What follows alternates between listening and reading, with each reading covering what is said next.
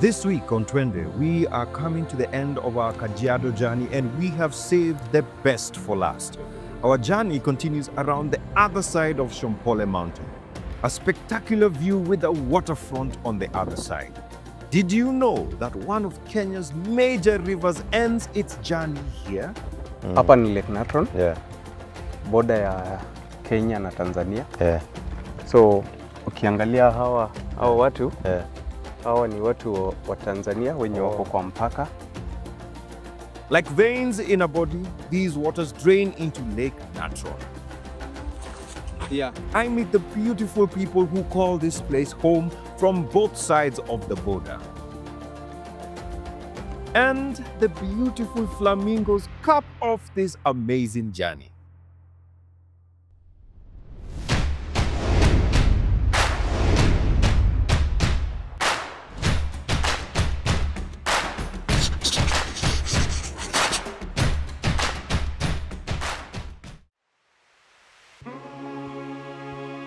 Kuna wale wanauliza kwani siku hizi ni Kajiado kila siku? We have definitely taken our time here in Kajiado, but for good reason. Hata wewe unaona, it has been an amazing adventure. We are showing you places you didn't know existed and experienced them in a way few have. Evening hikes trying to catch the sunset and night drives katikati ya Lake Magadi. We have come to the end of this series, and as the popular song goes, save the best for last.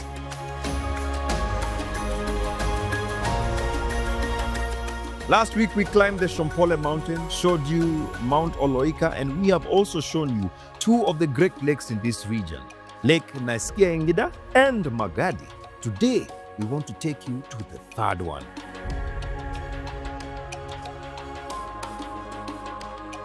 Getting to this lake is not easy, as there is no official road here. This is as raw beauty as it can get. There is no public transport here either. Huku unashika kigunjia for several kilometers. Unaweza tumia boda, lakini bei nayo. If you have heavy goods though, there is a more eco-friendly way, donkeys. This is the land time left behind. I'm not sure if I would want there to be a good road because it means the area would change. But then again, the locals want something different, definitely better than this. It is a delicate balance for a delicate ecosystem. The drive is slow, and this is one journey that would best be undertaken as a hike rather than a drive. At some point, the road that is not so much of a road ends. We've had to ditch the car here. On hapa ni Ewaso Nyiro, and it's headed towards Lake Natron. The problem of driving there, the gari itakwama, especially with a weight like this. And we had the problem of the tire. So, tumeamua tutaacha gari hapa, do a trek. Nimesahau bandana yangu, so, but tuko na hii Arafat, yenye tulinunua huko Turkey. In case you forgot, there are two Ewaso Nyiro rivers.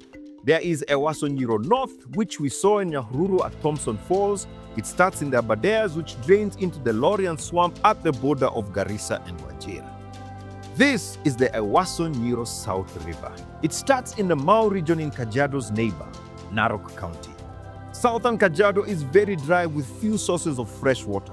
Hapa kukikauka, life can be unbearable. Despite that, there is life in abundance. There are huge herds of livestock and large herds of wildlife. That is because of these brown waters. They may look dirty, but to the people here, this is life. While in Guruman, I got close to the river just to see how valuable it is to people here.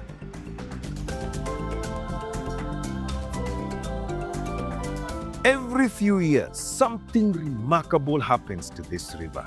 It floods this whole region. Rich soils are deposited in these plains.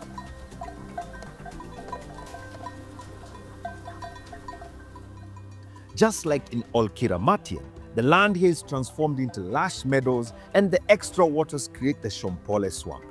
We have come during the wet season, and the place looks good, and accessing the swamp is impossible. Earlier, we tried going into the swamp from this side, but couldn't get through. But because tunajua what you like, here is what the swamp looks like from above. Life would be intolerable if this river didn't flow across this land. After 300 kilometers from the farthest source in the Mao, the Ewaso Nyiro South, like veins pumping life-sustaining blood, drains its waters into the heart of this part of Kajiado, Lake Natron. So we have seen the end of Ewaso Nyiro North, yenye ina drain hapo Habaswein. And now, nakumbuka vile tulikuwa Narok, ndio hii hapa Ewaso Nyiro South, draining here at Lake Natron. Na tumewaletea na hii Arafati ya Turkia. So tushike maji. Si last time tulishika ni test nikunywe. Haya. Hii cha kunywa kwa sababu mimi napenda coffee si koko. But acha tuendelee. On rare occasions, the Ewaso Nyiro will flood this part of Kajiado. Before the waters can get into the Natron, they form a large body in the upper part of Shompole, cutting some areas. For residents going to and from Pakase, ni lazima waogelee. In 2019, when the river flooded on a market day, bado watu walienda soko. So hapa tuseme ni kuenda soko alafu unarudi ukioga.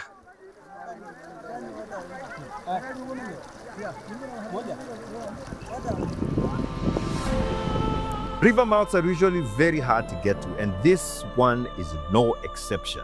It is a place where few have set their eyes on. Hata watu wa Kajiado wafikangi huku. Getting here isn't easy, but ukifika, it is worth every bit of trouble. The name Lake Natron comes from the word natron, which refers to a naturally occurring mixture of sodium carbonate salts. The term natron itself originates from the ancient Greek word natron, which was borrowed from the ancient Egyptian word netjeri, referring to a type of salt used in embalming, yani to preserve maiti and cleansing rituals. The animals that die here are actually preserved in a mummified state for a long time by the salt. Kumbe natron sio jina Kimasai. So what do the people from here call it? It is called encarecero. Encarecero means multicolored because of the combination between black, brown, and red. The lake appears brown at the moment because it is flood season and the brown waters of the Ewaso are dominating at the moment. During the dry season, it appears red. Hence the name encarecero. Yani tunaweza sema, loose translation is salty and colored water. Yes, Lake Natron often appears red due to the presence of certain microorganisms, particularly halophils, which have red pigments. Sasa hizi organisms zina thrive in the lake's highly alkaline and saline conditions, giving the water its characteristic reddish hue. So, hapa ni Lake Natron. Yeah. Border ya Kenya na Tanzania. Yeah. So, ukiangalia hawa watu, yeah. Hawa ni watu wa Tanzania wenye wako kwa mpaka. Habari zenyu? Ni sawa tu. Our guide Anderson and I come across these women who have come to do their laundry. They are from Tanzania and have come to the Kenyan side because the water here is less saltier than their parts of the lake and thus fresher. The Maasai community here is basically the same. It just so happened that a few old white men in Berlin in 1896 decided to draw lines on our land, and suddenly, each community was divided into two nations. Wanasema pande ya Tanzania maji haiko safi kama vile iko pande ya Kenya. So ndio maana unaona wanafuata maji wakipandisha juu, wakichota na kule juu. Na sasa wanaenda mbali ama hawaendi mbali? Hiyo ndio boma tu ya kwao peke yake iko hapa, ni boma tatu inakuaga tatu hiyo. Zile manyumba pale tunaona hivyo. Sababu hii ni shule. Kuna hiyo boma na kuna ingine pale na kuna ingine iko chini ya mlima kule. Okay. Okay. Kuna wakati kuna kauka hadi unaweza pita hivi. Kuna wakati inakauka. Inakuwa ni kama maji kadogo tu unyevu. Unapita mpaka unaenda Tanzania. Kule kwa ile hata Natron inakauka. Hata Natron inakauka, lakini haitakauka. Haitakauka sana, itabaki ile chumvi. Okay. Ile salt, ile nini chumvi inakuwa nyeupe. Kama magadi. Kama magadi. Na watu utembea juu yake. Watu utembea juu. Lakini sasa mimi mgeni sijui pali mpaka iko wapi? Mpaka iko hapa. Hiyo mawe kubwa unaiona. Hii mawe hii hapa. Hii sasa ndio tunasema ni kama beacon. Hii sasa ndio kama beacon. Alafu pia hapa ndani beacon iko pale. Lakini hauwezi iona saizi. Hauwezi iona saizi. Okay. Kukikauka utaiona? Ikikauka unaenda unaisimama hapo kwa nini kwa beacon. So kama saizi hapa niko Kenya. Lakini nikifika mahali hapa. So ukipita hiyo mawe unakuwa Tanzania. So kama saizi niko Tanzania. Okay.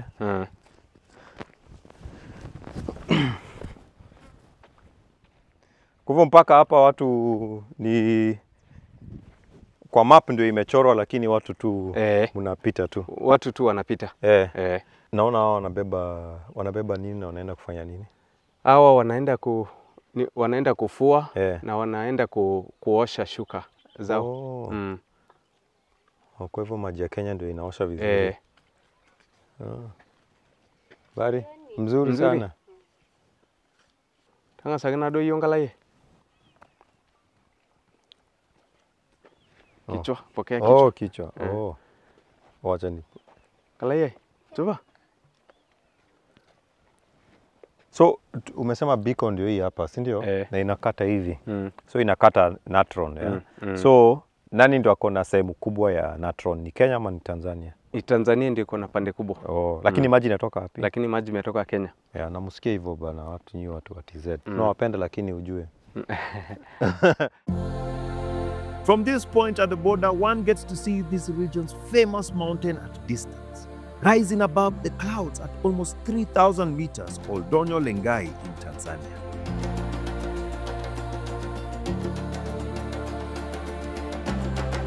We were enjoying the birds and views so much that we lost track of time. It was getting late, so we quickly set off towards Chompole market.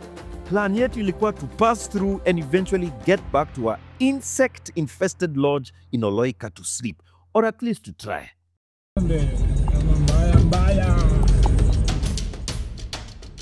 It was almost 8 p.m.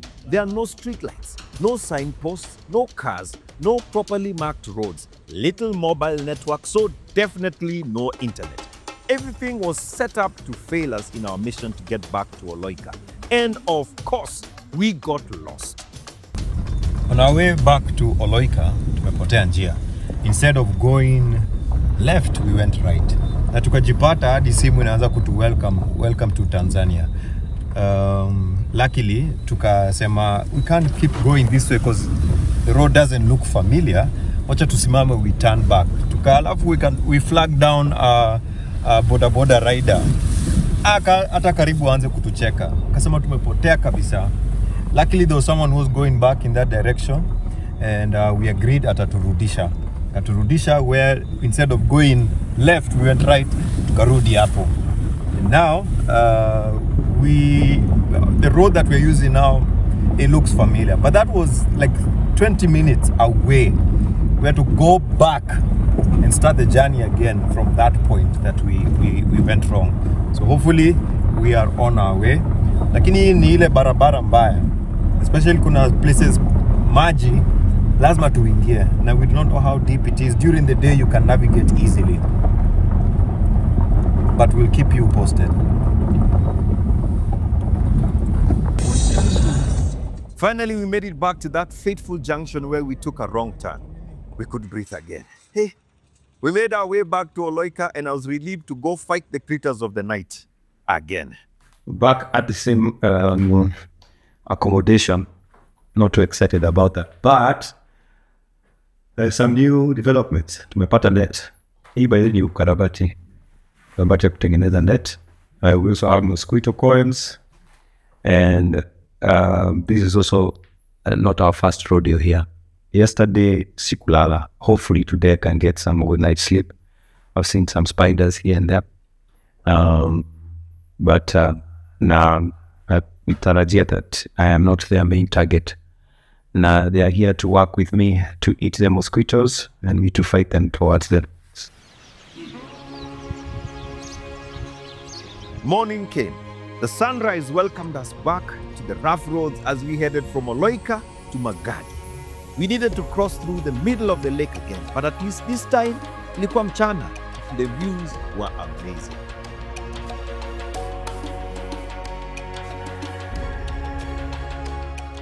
It's quite remarkable because hii picha flamingo ziko pale mid ground hapa, foreground ni tudush tingine hapa, alafu huko nyuma background huko ni the plains.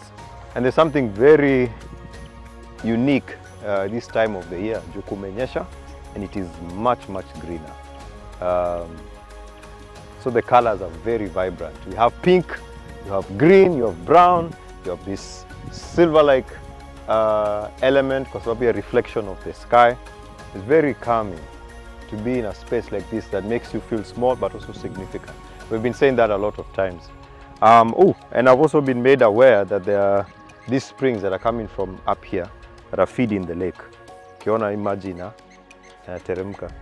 Nature is very detailed. If you just take your time to pay attention, you see a lot of magic.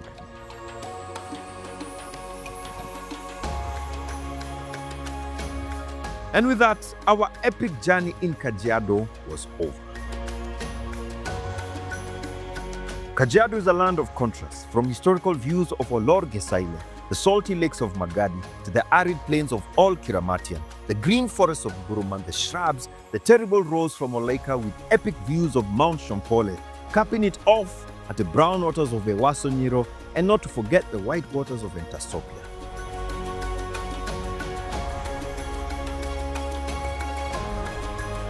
It is an area that has stunning landscapes with the exception of the rhino. You'll find all kinds of wildlife here. When I met Agnes in Entasopia, she was content with her life and happy to live here. She, however, feels that life can be better with a few improvements hapa na pale.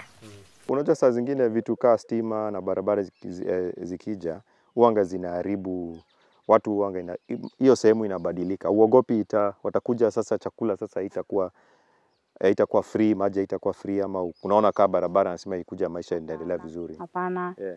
Barabara ikija Ngurumani, maendeleo inakuwa nzuri. Chakula yetu itakuwa inafika haraka town. Transport inakuwa rahisi. Kwa hivyo hii farming pia mnapeleka huko? Tunapeleka Nairobi. Mnapeleka Nairobi? Yes, kwa sababu wao watu wa papai wanakuja kuchukua huku maembe, wanapeleka Nairobi. We filmed this Kajiado series over a long period of time just to show you the contrast this land has to offer during the dry and wet season. We traveled during the dry season in November. Hapa kusema ukweli tulionyesha dust na sio makeup. Then during our shoot there was a heavy downpour which made Ruben get possessed by Sheka Meta. Nakumbuka huyo mtu wa safarali? Kama mkumbuki, Google. Hivi ndio tuko. Ruben, acha tufanye wagwan selector. DJ, come again. DJ, come again. Sai Ruben ulikuwa afikiria ni starehe. Sasa hii ndio job.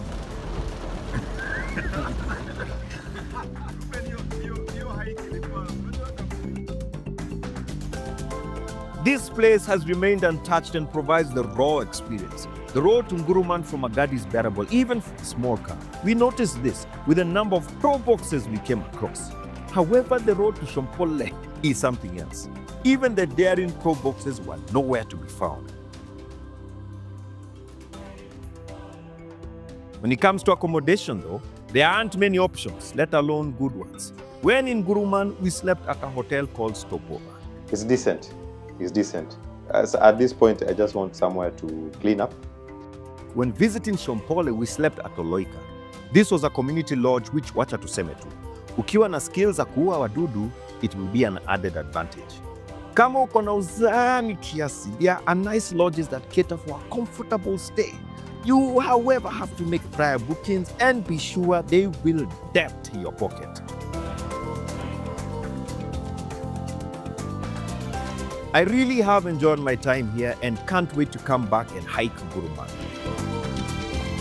For the people, livestock and wildlife living in this lower side of Kajiado, Magadi, there aren't many alternatives when it comes to water. Ewaso Nyiro South is their lifeline. Their lives depend on it. This lady washes her clothes on the banks of the river. She has no reason to worry about an attack from any creatures in the water like crocodiles. There is, however, a danger she can't see, and it is coming from 200 kilometers upstream. One of the major tributaries of the Ewaso Nyiro, River Narok, happens to pass through one of the biggest urban centers in Maasai land, Narok. For years, pollution of this river has caused harm to people living here and downstream. However, with the new Narok sewer treatment having been commissioned in 2023, the situation will hopefully improve. Watu wa Narok, please remember that your brothers lead downstream from Kajiado to Tanzania. Your actions affect them directly.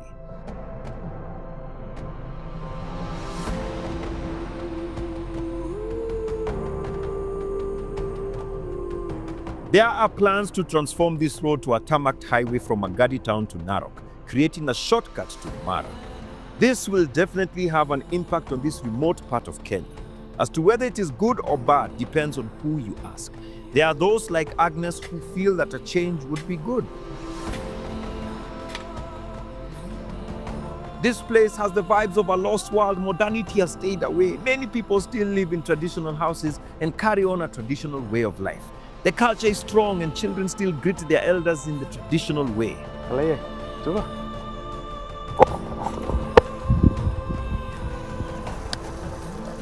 Life hapa is simple and many people seem content. I'm not sure I would want to see changes. Rather, we should find a balance.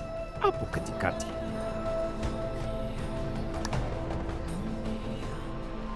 It has been an amazing journey throughout Kajiado.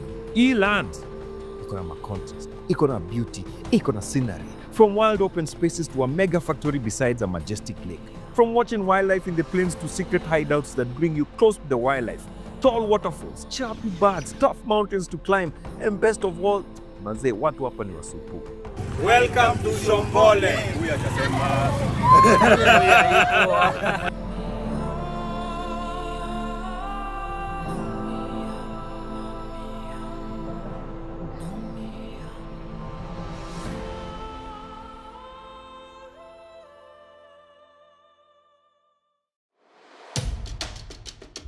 Next week, we leave the intrigue of Kajiado and bring you a whole new world. We even had international hikers from across the globe, around 30 of them. First time safari, first time riding a bike in your beautiful national park, and we've seen giraffe. Until then, the adventure continues.